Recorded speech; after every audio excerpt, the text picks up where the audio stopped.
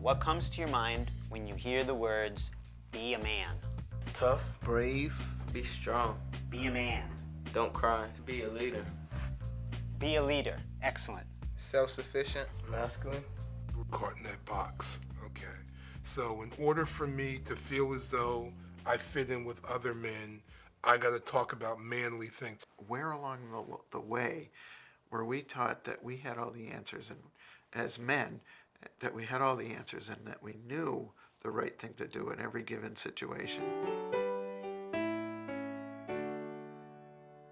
The Men's Resource Center has grown from a small group of volunteers to a staff of over 20 people, a budget of well over $500,000, and programs that are groups in the community, workshops and training, a magazine that's distributed to over 40 states and several countries, and resource and referral services that respond to calls both locally and from people around the world. And is based in the philosophy that men can change through giving them both support and challenge their attitudes that of privilege and of domination over women, children, and other men. At the beginnings of the organization, when we looked at what's the situation that men find ourselves in, why is it harder for us to connect? Why is it harder for us to understand our interior lives? It became clear that we needed to go back to our experience as little boys and how we were raised. And the message that little boys always get is, big boys don't cry. You fall down and scrape your knee, dust yourself off, get it together, and that's how you go on. So you internalize that message that when you're hurt, you stuff it down. The primary perpetrators of violence out in the world are men. Men are also the victims of the greatest majority of violence. We as men have a role, have a responsibility to challenge violence. If we drew a box around these things, think about what happens to a boy or a man who doesn't fit in the box. Get teased, beat up, killed. Called a faggot. Called soft. A punk. We're going to support men at the same time that we're going to challenge their behavior. So specifically in our Men Overcoming Violence program, our MOVE program, there's no shame, there's no humiliating, there's actually a compassionate confrontation. The one thing that I know that was consistent in all the relationships that got sabotaged by me was me. When my mom kept me in Newark, New Jersey, my father lived on the other side of town. When I was 7 years old, he took me to a place where he was living. He came home one day and actually picked up my stepmother and threw her into the refrigerator. That was the first time I ever saw violence. And that really had an effect on me. You know, all the stuff that I had told myself that I would not do because I did not want to be like my father, relationship-wise, by the time I was 40, I realized I was just like my father in ways that I could never imagine. You know, if you had told me this after what I had experienced, I would say, you're crazy. I won't do that. But what are you going to do when you don't have any other model? I became physically assaulted, which I told myself I would never do to a woman, that I would never put my hands on a woman. No matter what she said, I would not do that. And then there was an incident in my house where I actually did that. And that scared me enough to say I need help. The Men's Resource Center and the MOVE program came to me when I was 40 years old and probably at my wit's end in regards to relationships and repeating the same patterns. Even though I thought I was different than the other guys, you know, they have a problem. I'm in a different category, so I'm just going to go and sit in and listen to what's going on with them. Really doesn't fit me, but yet and still that's what I'll do. To have Kara back in my life, to marry Marla, to have Pilar and Sajo in my life now, those things would have never happened without the MRC and the MOVE group. That just wouldn't have happened. I was going in a direction in regards to destruction in my life, and that all turned around in regards to what I was able to get out of the organization that I'm now a part of.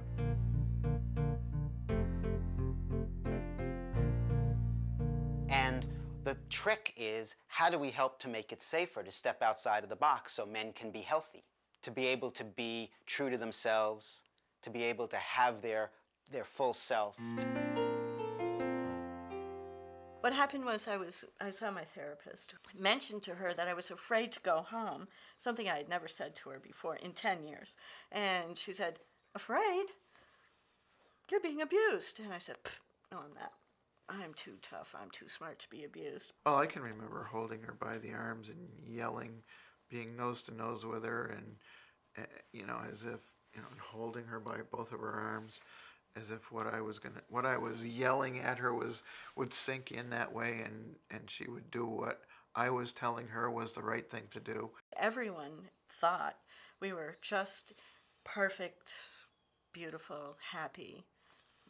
On the other side, we had abuse happening also. I wasn't going to let this carry on to the next generation. I wasn't going to carry my anger there. But by that time, it was way too late for that. I finally made the call, made an appointment for an intake with Stephen Botkin, and that was probably one of the most difficult things that I ever decided to do.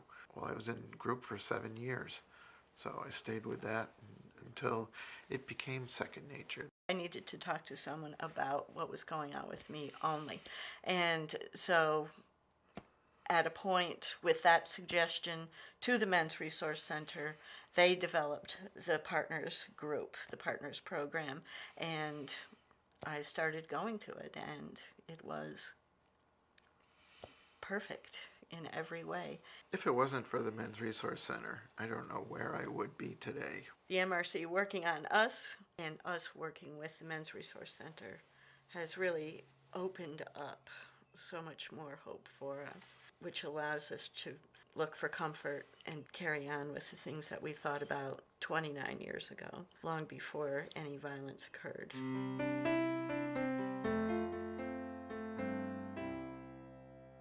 We realized the thing you got to do, you got to fit into the box, because if you step out, then you're vulnerable. Because we don't want to be on the receiving end of this stuff. And we want to figure out, how are we going to be safe and not be targeted by all of this. I like to describe them as the gold standard for batters programs, because they have an incredible commitment. I think that is the key part of what separates the Men's Resource Center from many other organizations, that is constantly taking an introspective look at who it is and how it can reach out and how it can change to meet the needs of the community. I think the greatest collaboration and benefit of having the Men's Resource Center for us is with our DVIP project, our Domestic Violence Intervention project. We involve the Men's Resource Center in almost everything that we do in the area of domestic violence prevention work. The DVIP project is held as a model across the country. They address issues that men are dealing with when they commit acts of domestic violence. But in addition to that, they're men that are supportive of victims that are going through the domestic violence process. And so that's pretty unique in our area to see that dichotomy, and it's been extremely successful.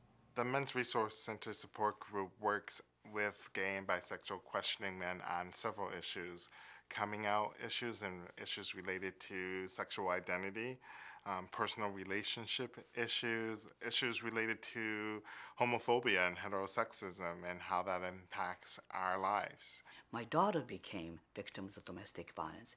My daughter and her baby, it was victim of domestic violence, and this time was murder. And losing your daughter and grandson is like you losing your future. I go any place they offer to teaching about violence, I attended and learn more about it.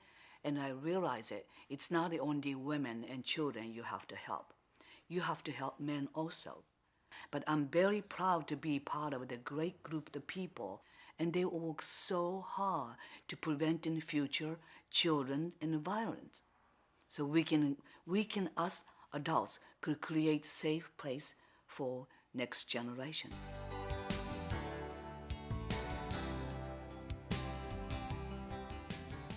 For us at the Men's Resource Center, part of the work is to help make it safer, to step outside of the box, to create an environment and to create a place where there are men who are saying, hello, it's okay.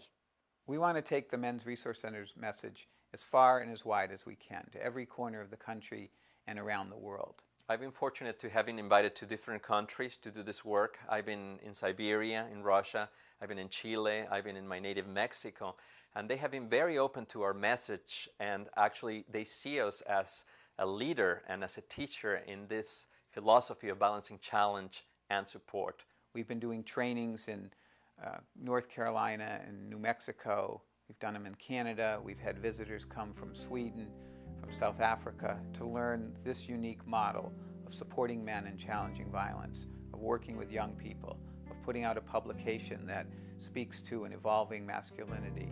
The underpinnings of our work, to be a male-positive, a pro-feminist, an anti-racist, and a gay affirmative organization, that's what makes us unique.